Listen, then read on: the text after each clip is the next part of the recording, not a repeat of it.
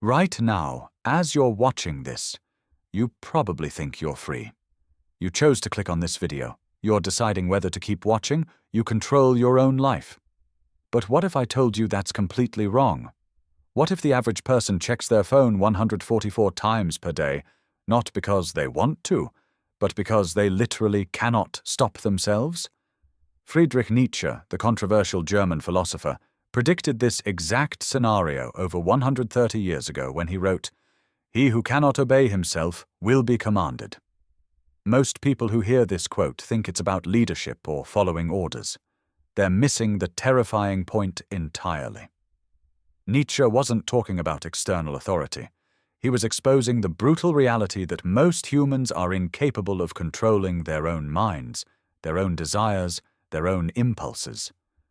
And when you can't command yourself, something else will.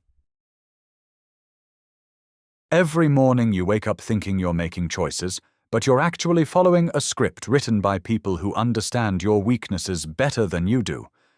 That notification sound that makes your heart race, that's not an accident. The endless scroll that keeps you glued to your screen for hours? That's engineered addiction. Social media companies employ teams of neuroscientists and behavioral psychologists whose entire job is to hijack your attention and keep you coming back. They've turned your lack of self-discipline into a billion-dollar industry. Your inability to resist that ping, that red notification badge, that algorithmic dopamine hit means you're not choosing what to think about.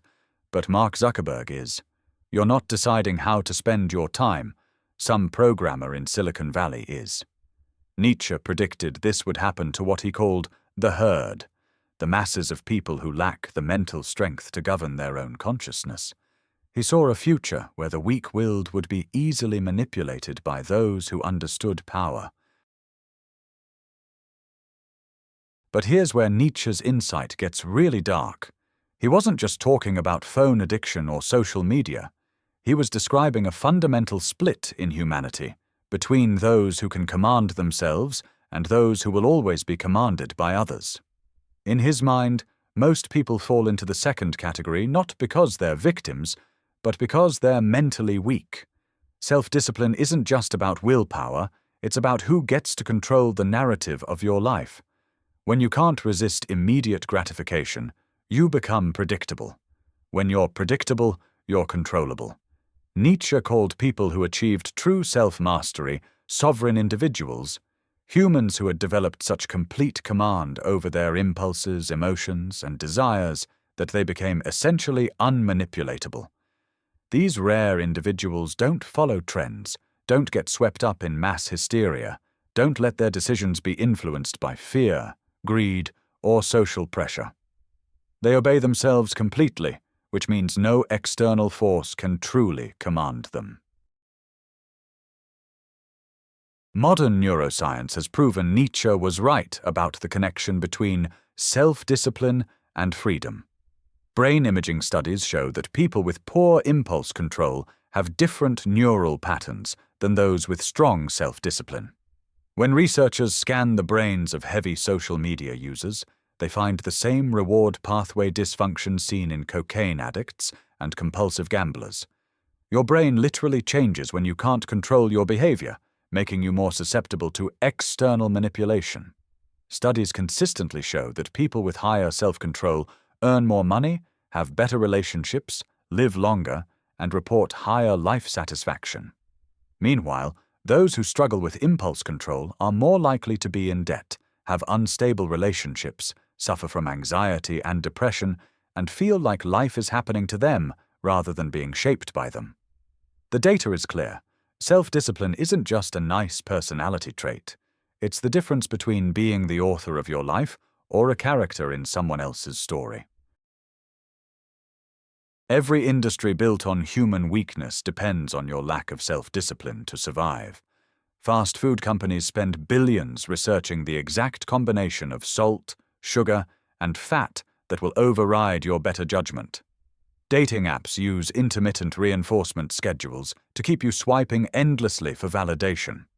News media profits from your inability to resist outrage and fear-based content that keeps you anxiously refreshing for updates. Political movements on both sides exploit your emotional reactions to build followings and raise money. Even your government relies on citizens who are too distracted, too impulsive, and too mentally scattered to think critically about policies or hold leaders accountable. When you can't discipline your attention, your emotions, or your reactions, you become a resource to be harvested by those who can.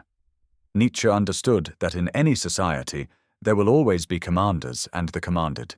The only question is which category you fall into. True freedom, through self-discipline, looks nothing like what most people imagine.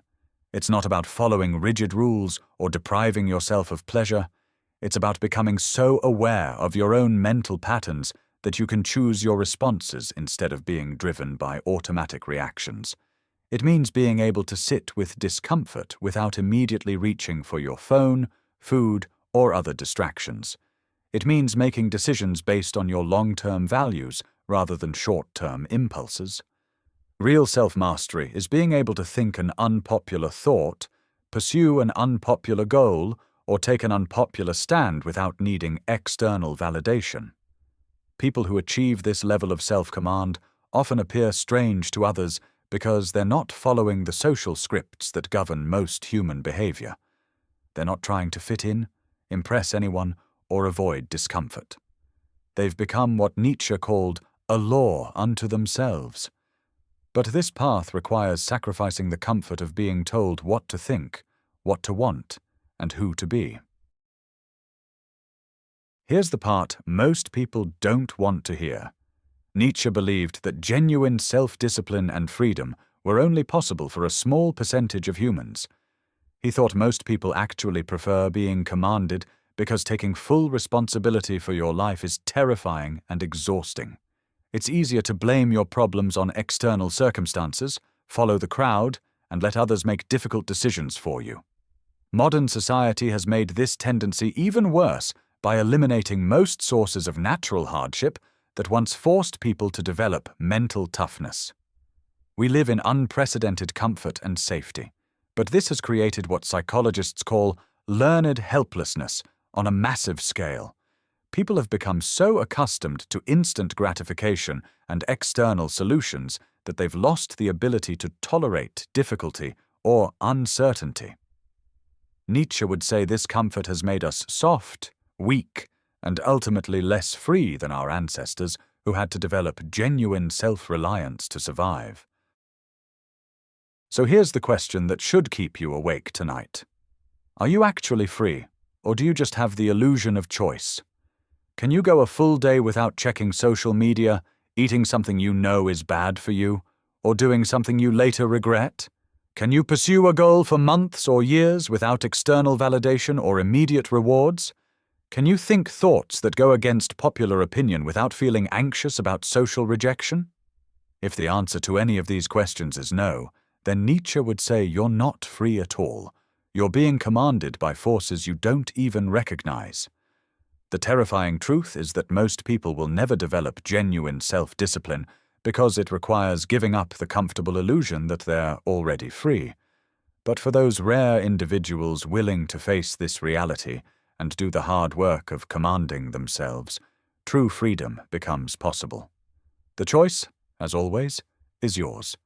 The question is, do you actually have the strength to make it?